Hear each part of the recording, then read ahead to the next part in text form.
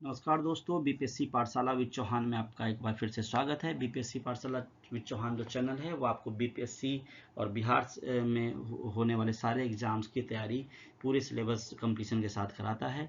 इसके लिए मैंने बहुत सारी वीडियोस अभी डाल रखी है। अभी जो सीरीज चल रही है 72वीं बीपीएससी के लिए मुख्य रूप से चला रहा हूँ मैं, जिसमें बिहार स्पेशल पे काम चल रहा है।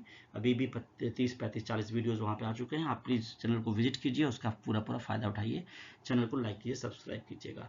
मैंने एक अलग से मुहिम छेड़ी है कि मैं वर्ल्ड हिस्ट्री के जो टॉपिक्स हैं उनको मैं कंप्लीट करूंगा, जिसका फ़ायदा आपको अदर पीसीएस के मेंस के एग्ज़ाम्स में होगा। साथ ही जो एकेडमिक स्कूल्स के एग्ज़ाम्स होते हैं 9 to 12 और बी और एग्ज़ाम और एमए का जो पीजी का हिस्ट्री का पेपर होता है, चाहे वो ओपन यूनिवर्सिटीज़ से ही क्यों ना हो, उसमें आपको इसका पूरा फ़ायदा मिलेगा।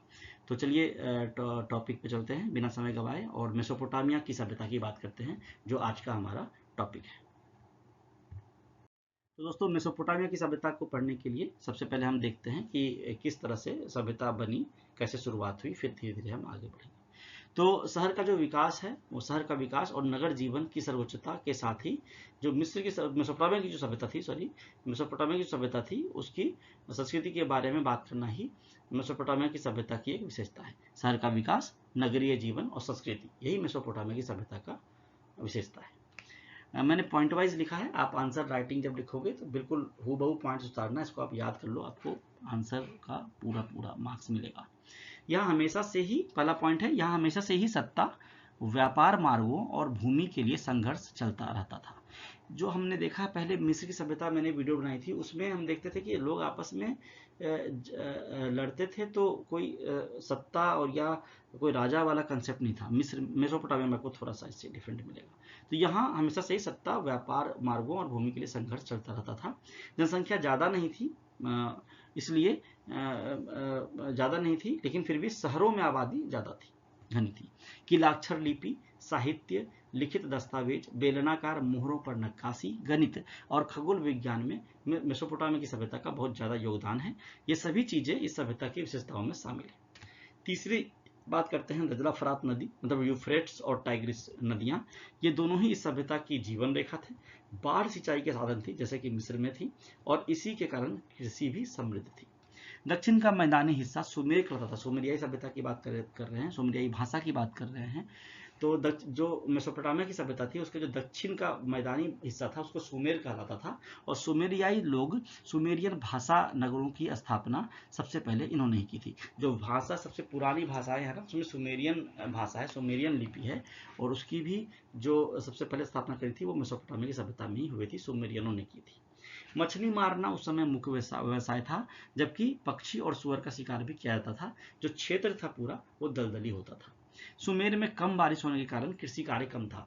मिस्र में बाढ़ का ज़्यादा पानी था, बारिश होती थी, बाढ़ आता था, तो कृषि बहुत ज़्यादा था। सुमेर में कम बारिश होती थी, इसलिए कृषि कम था। फिर भी कुछ फसलें और खजूर उगाए जाते थे। कृषि मुख्य रूप से यूफ्रेट्स नदी के प्रवाह पर निर्भर थी, और यूफ्रेट्स नदी में नमक की मात्रा अधिक थी। अब नमक की मात्रा अधिक थी तो क्या होता था कि बारिश अगर हुई भी ना, तो बाढ़ का पानी आया और जब वापस गया तो पूरे जगहों पे नमक भर जाता था, तो उससे उपजाऊपन जो है ज़मीन का वो खत्म हो जाता था, उर्वरता नष्ट हो जाती थी नमक की वजह से, ऑब्वियस है। तो इसलिए भी कृषि जो था वो कार्य कम होता था। जाड़े में जल बढ़ता था, गर्मी में करने पर नमक खेतों में जमा हो जाता था। ये मैंने आगे लिखा हुआ है।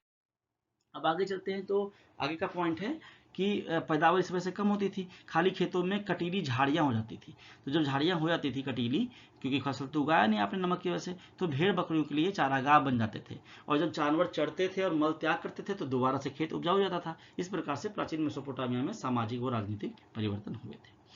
समाज कृषक और चरवाहे में विभक्त था। दो मेन वर्ग थे, कृषक और चरवाहे। पशुधन समृद्ध था, पशु ज्यादा थे, ऊन निर्यात होता था। खेती सही नहीं होने पर दूध मछली से सारा लेते थे। देखिए, मछली पकड़ के खाते थे वो लोग, और दूध ज़्यादा था क्योंकि जो था चरवाहे ज़्यादा थे और पशुधन ज़्यादा था। किसान वर्ग, कृषक वर्ग कम थे, क्योंकि हमने पढ़ा कि वहाँ पर पैदावार कम होती थी, भूमि उपजाऊ कम थी। खनिज पदार्थ नहीं था, लेबनान ईरान से व्यापार किया जाता था, सिंचाई को लेकर संघर्ष होता था। क्या होता था कि ऊपर जो होते थे वहां पर पानी ज्यादा हो जाता था और नीचे कम, तो ऊपर रहने वाले लोग अधिक पानी का प्रयोग करते थे और नीचे दिक्कत होती थी। मतलब नीचे का जो समाज था वो ऊपर वालों की अनुरोध करता था कि पानी हमें भी छोड़ दो, नीचे आने दो, और वो ऐसा नहीं करते थे, इसलिए उन दोनों में लड़ाइयाँ होती थी, संघर्ष होता था। अब 2-3 जगह की बात होती है, उसमें उबैद और उरुक आता है, तो पहले उबैद की बात कर लेते हैं जिसका मेसोपोटामिया सभ्यता में बहुत योगदान है। तो उबैद जो है वो भूमि के लिए हमेशा से युद्ध होता था। बाद में नीचे मैदानी भागों में बस्तियां बसी, जल्द ही कृषक भी आ गए। आने वाले वर्षों में यही मंदिर बने, देवी देवताओं की प्रतिमा स्थापित की गई और चढ़ावों में मछली के कांटे और मिट्टी के बर्तन मिले हैं खुदाई में। ये उबैद की सांस्कृतिक विशेषता है। अब उरुक की बात करते हैं, तो 4000 से 3100 ईस्वी पूर्व के बीच में यहाँ खुदाई उदाई हुई होगी। तो जनसंख्या बढ़ी और कई गांव अस्तित्व में आए। उरुक में हल, पहिए और लिखित दस्तावेज का प्रमाण मिला है उरुक से। और उरुक काल के अंत में बेलनाकार मुहर, बड़े बड़े मंदिर बने और भौतिक समृद्धि भी बढ़ी।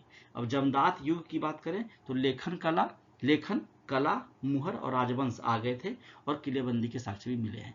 इस तरह से हमने मेसोपोटामिया की सभ्यता के बारे में पूरी जानकारी ली। इस वीडियो में इतना ही है। आप चैनल को बीपीएससी पाठशाला विद चौहान को लाइक कीजिए, सब्सक्राइब कीजिए, दोस्तों से शेयर कीजिए, ऐसे आपसे गुजारिश है मेरी। और मैं और भी वीडियोज अच्छे लाता रहूँगा और बीपीएससी वाले एग्जाम पे ज़्यादा फोकस है, तो आप चैनल पे जाके उन सारे वीडियोज़ को भी देखिए और उनके प्लेलिस्ट में जाके उसका फ़ायदा उठाइए। तो आज के लिए इतना ही है दोस्तों, धन्यवाद। पढ़ते रहिए और मस्त रहिए।